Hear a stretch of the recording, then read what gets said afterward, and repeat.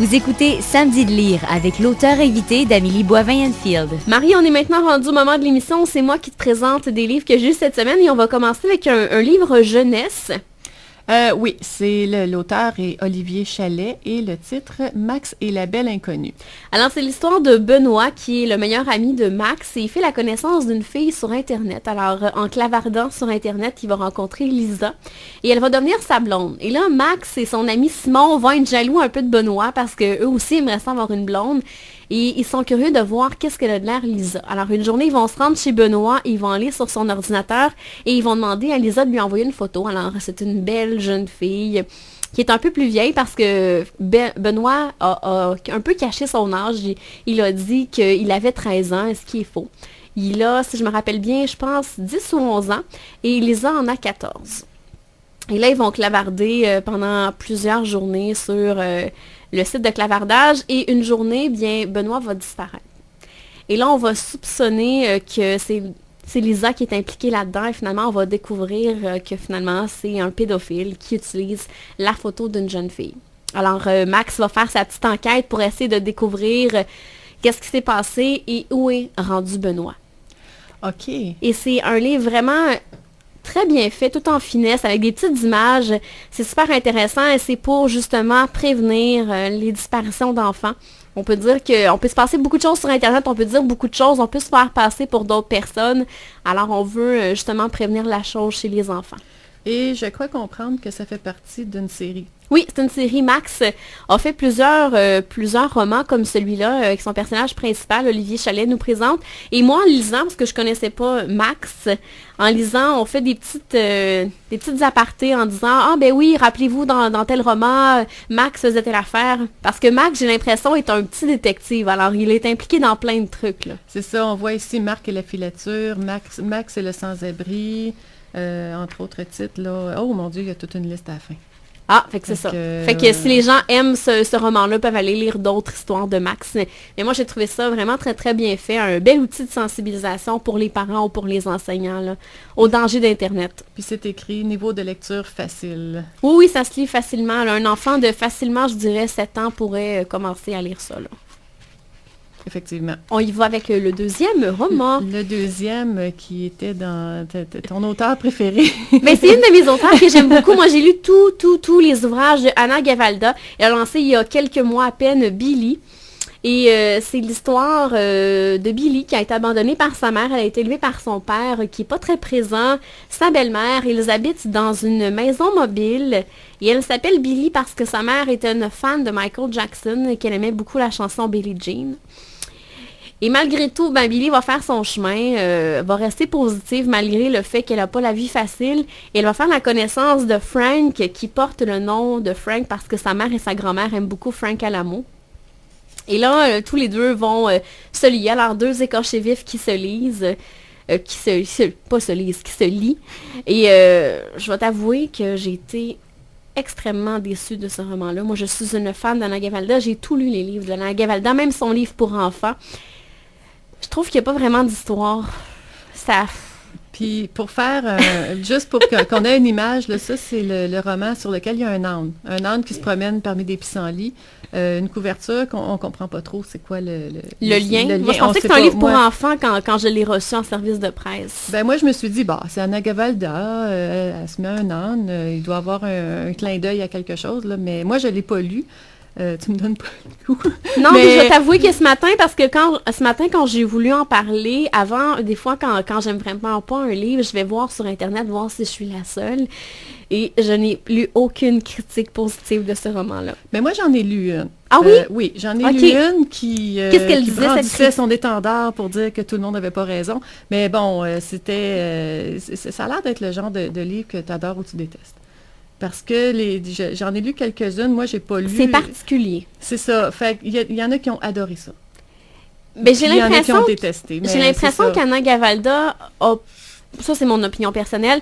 Qu'Anna Gavalda a pas pris beaucoup de temps pour écrire ce roman-là. Ou elle a simplement voulu sortir de ses propres sentiers battus aussi. On prend des risques des fois. En tant qu'auteur, là...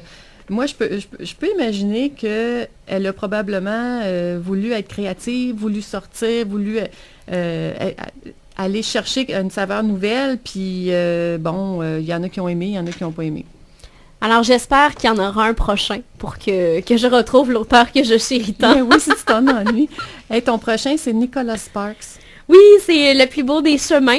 Alors, on retrouve Ira, qui est coincée dans sa voiture après un accident de la route. Ira est âgée de 90 ans et il attend de se faire secourir. Il est tombé en bas je sais pas comment expliquer visuellement dans ma tête. Moi, je voyais comme s'il avait comme perdu la route et s'est retrouvé un peu comme en bas. Et les gens qui passent sur la route, qui est une route vraiment pas achalandée, ne le voient pas. Alors, il passe plusieurs heures pris dans sa voiture, coincé, il fait pas chaud, il n'y a pas de nourriture, il n'y a pas rien pour boire pour justement assouvir sa soif. Et là, il se retrouve à être hanté par sa femme qui est disparue depuis 9 ans, qui est décédée. Sa femme avec qui il a eu des bons et des mauvais moments. Alors, tout son passé ressurgit. Sa femme qui s'appelait Ruth. Et il va se remémorer ces moments-là. Et on va alterner du côté d'une histoire de Sophia, qui est une jeune étudiante en histoire de l'art, qui va rencontrer un beau cow-boy qui s'appelle Luke. Un cow-boy qui fait des rodéos, mais sur des taureaux. Alors, il met sa vie en péril à plusieurs moments. Et tous les opposent, Sophia puis Luke. Elle vient d'une petite famille rangée, elle aime beaucoup les études. Lui, il n'a pas fait beaucoup d'études. Il est sur une ferme familiale, il s'occupe de la ferme. En partant, on est dans la romance pure, là. Ah, totalement. Juste avec le scénario Nicholas qu'elle nous prépare. Sparks, c'est ça. Et je dois t'avouer que moi, j'aimais beaucoup l'histoire de Sophia et de Luke, mais je trouvais que l'histoire de Ruth et de Ira, ça s'étire en longueur, je trouvais ça long. Et à un moment donné, on s'en doute bien, les deux histoires vont se lier. Comme par hasard, le couple de Luke et Sophia vont croiser Ira. Et là, ils vont se retrouver, il va se passer une petite histoire. Alors, moi, j'aime beaucoup les livres de Nicholas Sparks. Mais je te dirais que je comprends pas pourquoi il a lié ces deux histoires-là. C'est le même auteur que Notebook, hein? Ah oui. Parce que là, je viens d'avoir un flash. Un flash, oui, parce que de Notebook, on se souvient que c'est une femme qui a l'Alzheimer, avec son mari qui l'aime encore d'un amour infini. Puis, c'est des flashbacks dans le passé, mais on s'en rend compte comme vers la fin.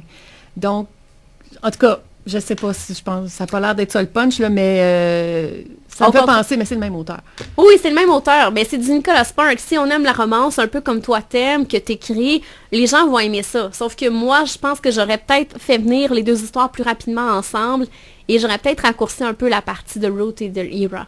Je trouvais que ça étirait un peu trop. Bon, ben tu lui enverras ton CV de directrice littéraire pour le prochain livre. Comme ça, on va avoir quelque chose que...